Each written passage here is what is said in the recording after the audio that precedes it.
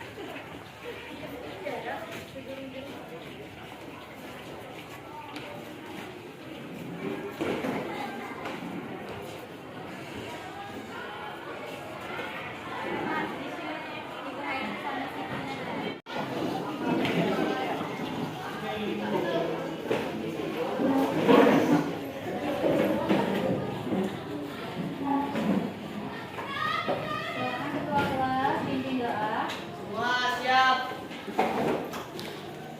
Doa mulai. Waalaikumsalam warahmatullahi wabarakatuh.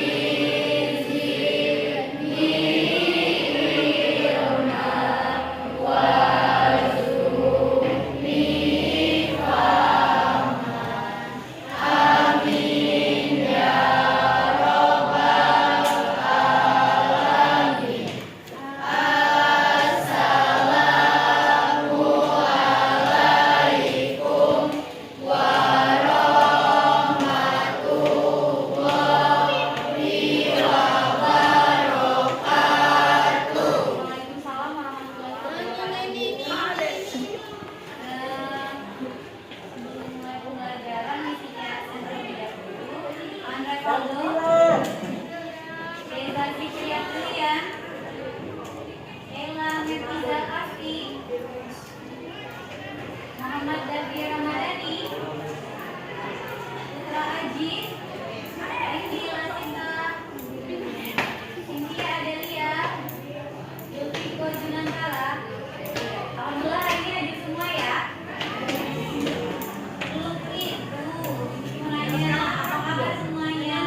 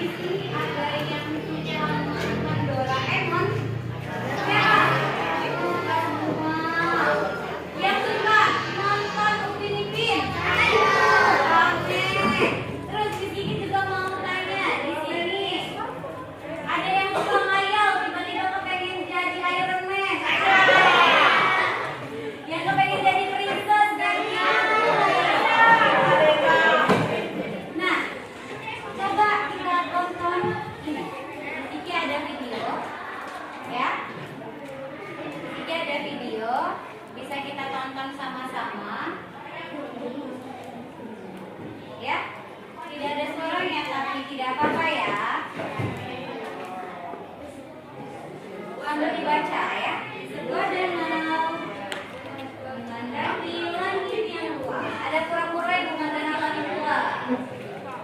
Setelah itu, kata kura-kura, bisa nggak ya aku terbang di atas langit itu? Makanya nih, kura-kura.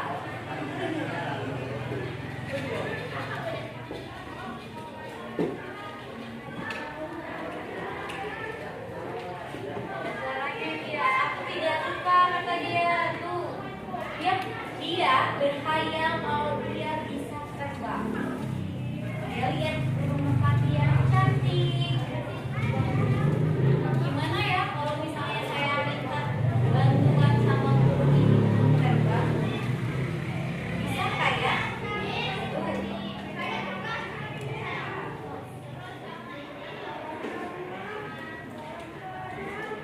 Baiklah, katanya. Kami akan membantu mewujudkan impianmu. Dibantu tuh sama si burung. Kura-kura yang tadi mau banget terbang.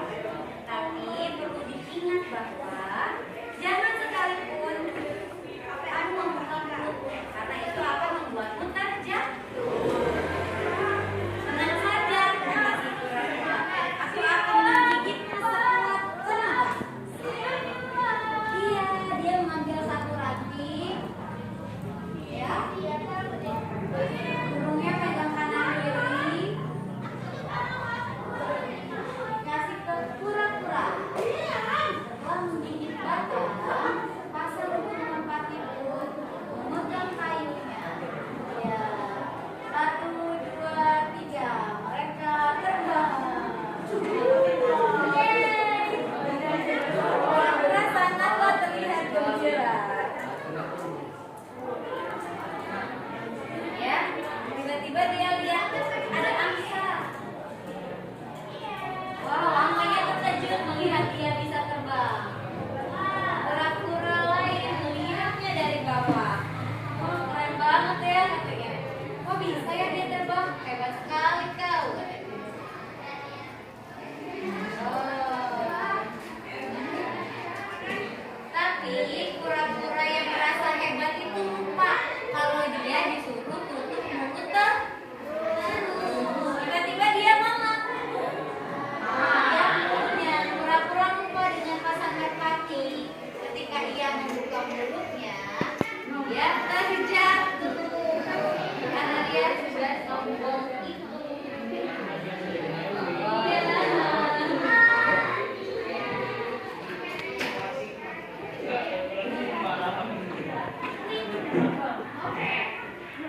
Tentu saja kura-kura memiliki tempur yang keras sehingga itu dapat melindunginya. Dia menyesalkan atau menguraikan apa saja yang sudah dia miliki dan tidak memiliki urusannya. Sombongannya selesai. Oke. Nah, itu ya yang akan kita pelajari hari ini. Oke? Dari situ kalian tahu nggak? Itu yang mesti kita tampilkan tadi. Ceritanya nyata atau hayalan? Hayalan. Materi yang akan kita pelajari hari ini adalah fabel. Udah pernah dengar fabel belum? Ada yang udah, ada yang belum. Oke, Misi jelasin. Apa sih itu fabel? Fabel adalah cerita hayalan ya, atau tidak nyata ya, yang karakternya adalah hewan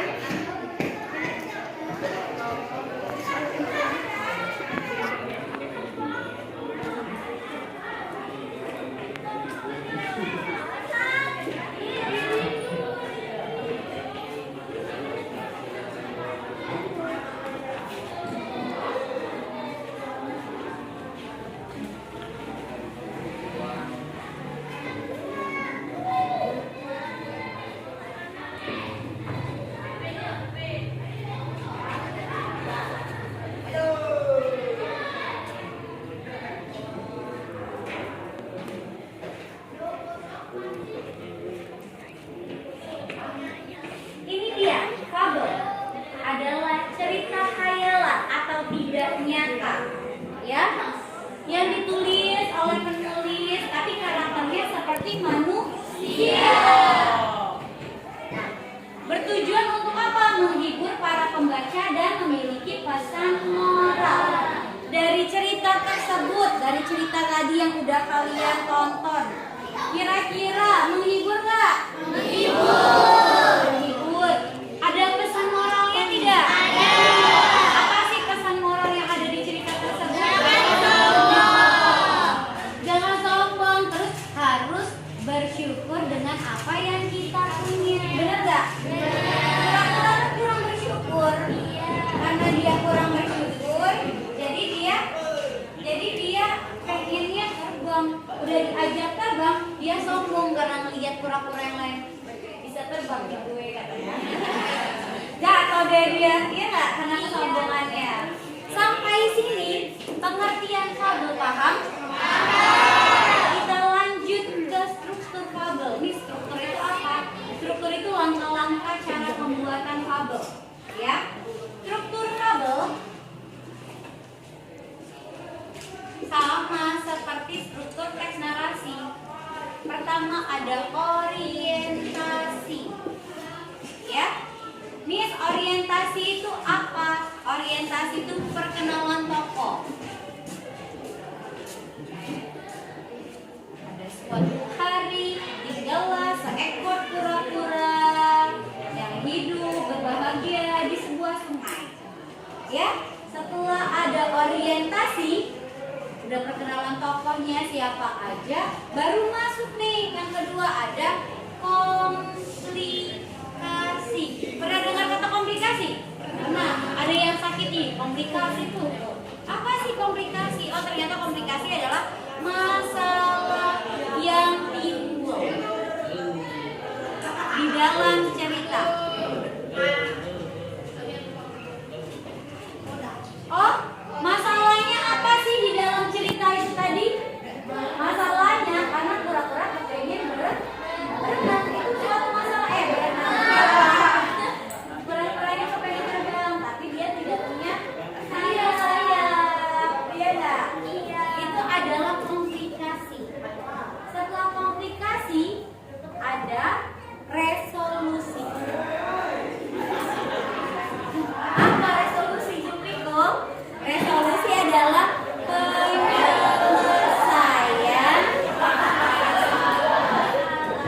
Sama di kehidupan kita sehari-hari, kalau ada masalah harus diselesaikan nggak? Jadi kalau misalnya di sebuah cerita, kalau ada masalah juga harus diselesaikan. Coba kalau misalnya ada masalah nggak diselesain, menggantung kan? Jadi gimana kelanjutannya? Misalnya kayak Aan ada masalah sama sahabatnya Nadia, ya nggak? Kalau nggak diselesaikan ngegantung, jadi harus diselesaikan, benar nggak? Iya. Setelah resolusi ada koda. Miss, koda apa? Koda itu amanah di dalam cerita. Amanatnya apa sih? Pesan moralnya apa sih? Ya, jangan jadi pribadi yang sombong, karena sombong itu berbahaya untuk diri sendiri. Terus harus menjadi seseorang yang bersyukur. Benar nggak? Benar. Ini disebut dengan struktur teks fabel. Ada orientasi, ada komplikasi, ada resolusi, ada koda. Jadi struktur teks fabel ada berapa? Kita sebutin sama-sama. Orientasi, komplikasi, resolusi, koda. Pintar banget. Tapi di dalam cerita fabel itu ada tokoh dan penokohan. Ada tokoh dan penokohan. Tokohnya ada yang kayak Jupiko, antagonis. Ada yang kayak Miss Kiki, protagonis. Bukan aku protagonis, kamu antagonisnya. Setelah itu ada tritagonis.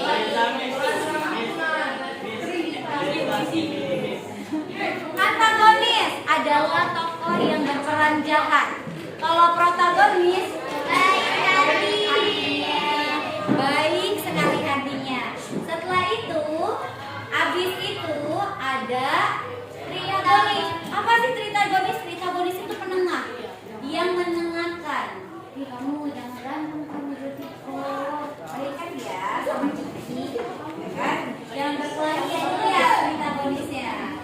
Paham? Oke. Kalau sampai sini paham, sekarang Miss Kiki mau kalian bentuk satu kelompok 4 orang. Langsung sekarang bentuk.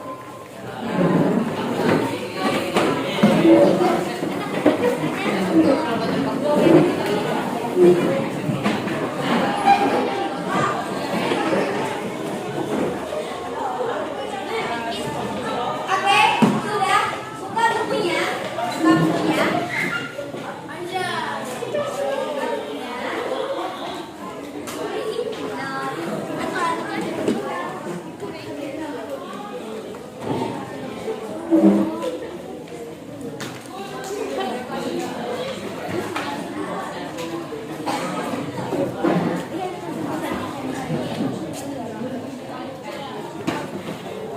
Oke, sekarang Miss Kiki mau setiap kelompok coba buat satu cerita narasi fabel. Oke? Oke, ya buat.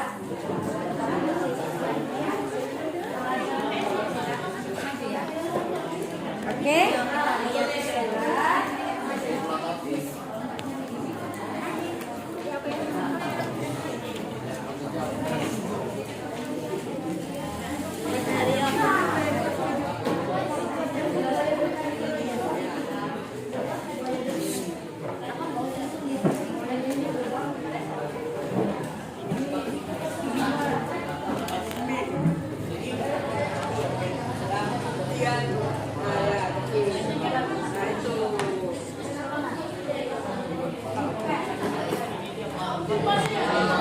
Ah ya, betul harimau macam kita buat.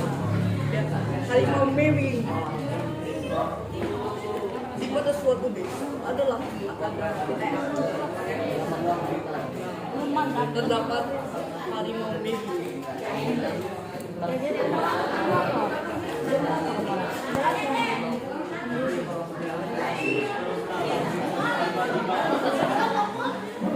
Oke, silakan berdiskusi dengan teman-teman kalian.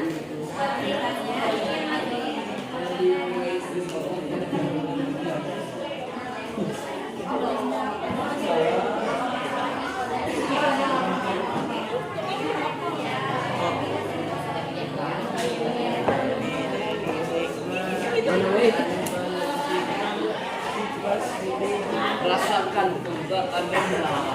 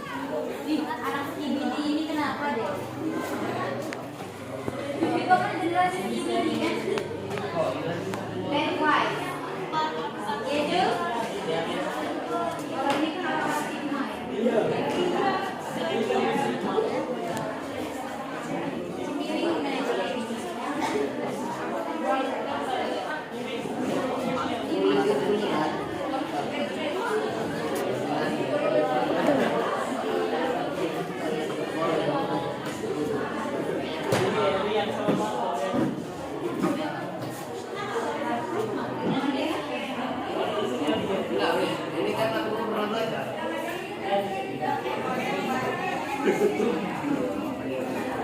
kayak nulis aja. Awas deh. Ayo, wih,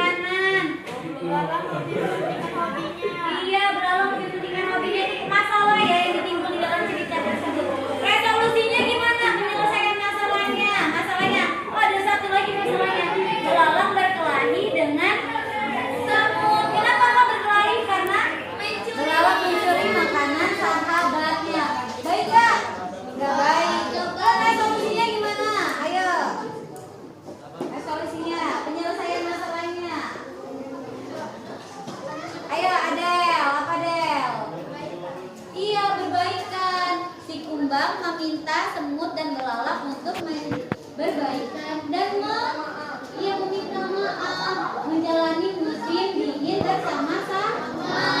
Ada yang tahu kodenya? Jangan berbohong.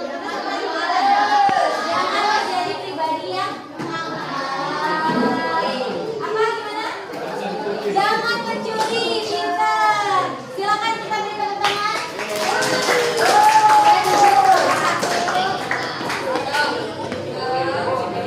Oke, itu tadi presentasi dari kelompok 1. Minggu depan Miss Kiki mau dengar cerita dari kelompok 2, kelompok 3 dan kelompok yang lainnya. Oke, karena jamnya sudah hampir habis, jadi hari ini kita semua sudah belajar apa?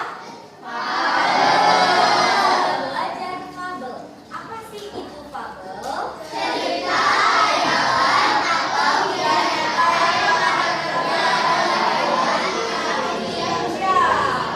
sendirian dong, jangan keroyokan. Miss Kiki kan nanyanya sendirian. Ayo siapa? Berani angkat tangan? Oke, Julian, apa cerita? Fabel. Good.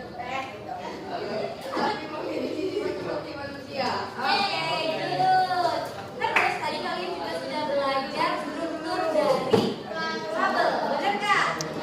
Apa aja sih? Ada berapa? Apa aja?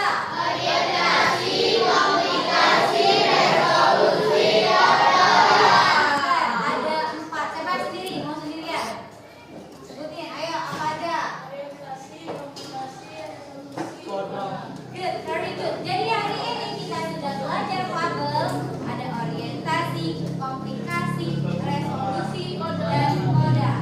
Paham semuanya? Paham. Ditanyakan? Iya. Tidak ada yang ditanyakan. Oke, cukup pembelajaran untuk hari ini. Kita bertemu lagi di minggu depan. Miss Kiki akhiri. Wabillahi taufiq wal hidayah. Wassalamualaikum warahmatullahi wabarakatuh.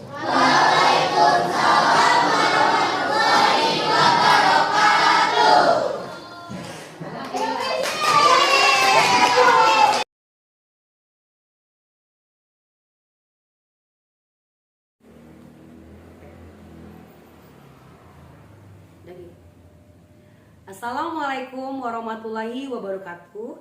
Berjumpa lagi dengan saya Haisi Komalaria, calon guru penggerak angkatan 10 Kabupaten Lampung Utara. Di sini saya mengajar di SMP Negeri 1 Bukit Kemuning dan saya ditemani oleh Ibu Rizky Anggraini.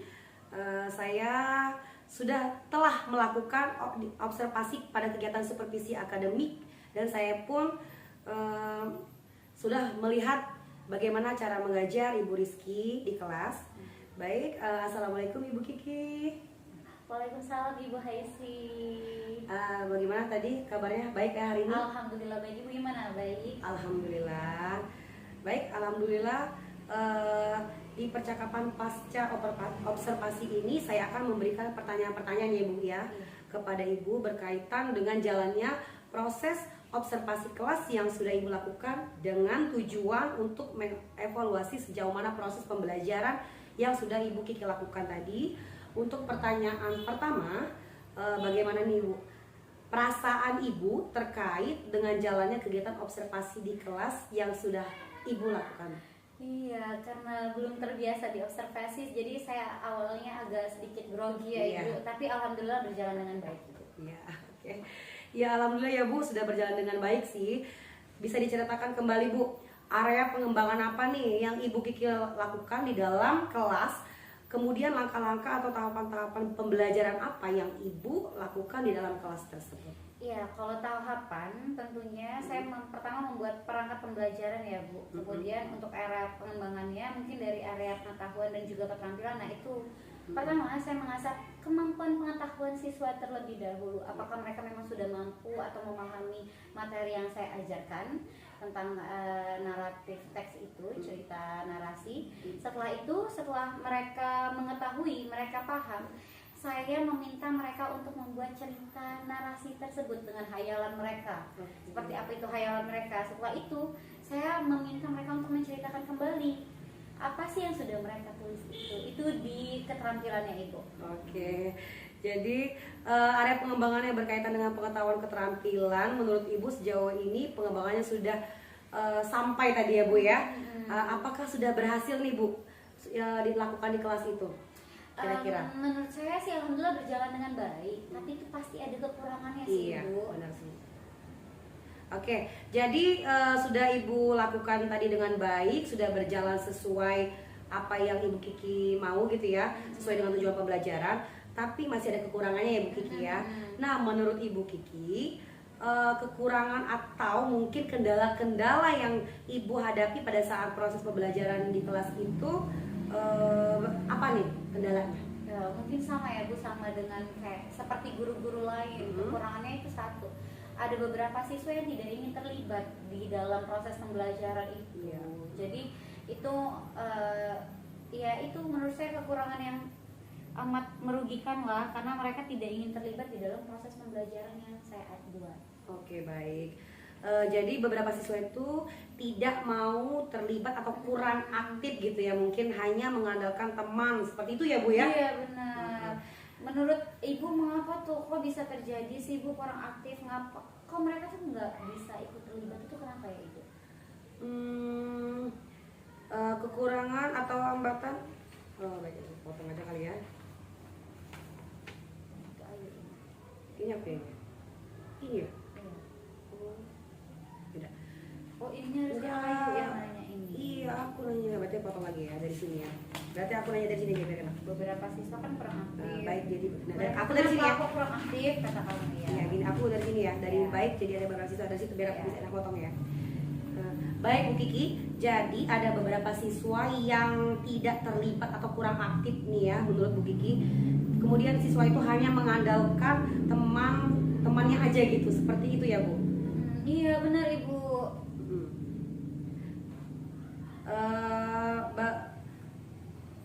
Ulang yuk. Kenapa kok mereka kurang aktif? Tapi lain ini kan Kiki Enggak, jawabnya. ini Ayu masih nanya. Oh, salah ya baca aku nih ya.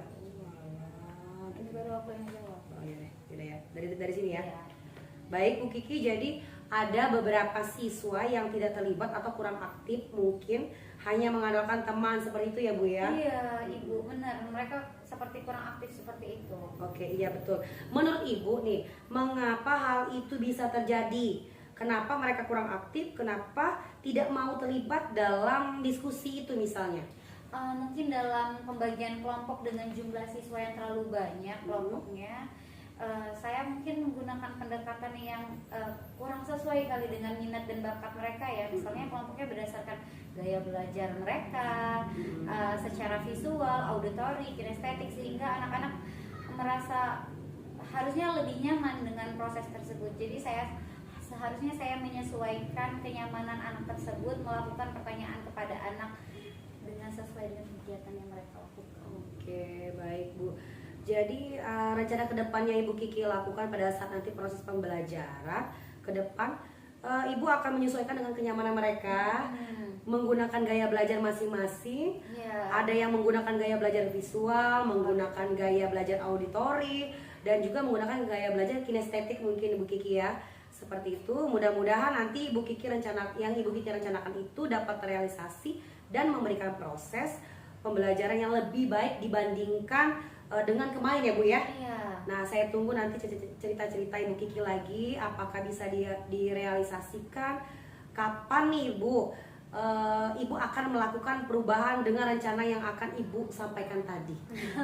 Untuk waktu tepatnya saya belum tahu ya Ibu, tapi insya Allah akan saya lakukan dengan segera. Oke, baik Bu.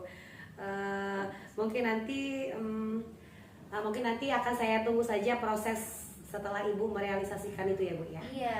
Baik Ibu Kiki, terima kasih banyak ya atas waktunya hari ini.